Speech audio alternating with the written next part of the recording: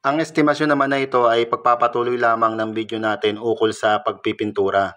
Ngayon naman, kukunin naman natin ang labor cost. Kapag gusto nyong ipakontrata o ipapakyaw ang inyong papapinturahan o gusto nyong mangontrata o pumakyaw, kukunin natin ito sa per square meter.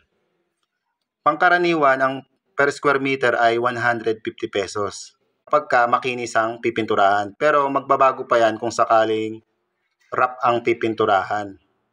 Ang gagawin lang natin, i-multiply lang natin ang total square meter sa 150 pesos. At ang kinalabasan ay 6,030 pesos. Yan ang magagastos sa total area na 40.2 square meters. Kung arawan naman, depende naman yan sa usapan ninyo. Kung magkasundo kayo sa presyo, yun ang susundin nyo. Pero etong ginawa natin, simpleng estimasyon lang to para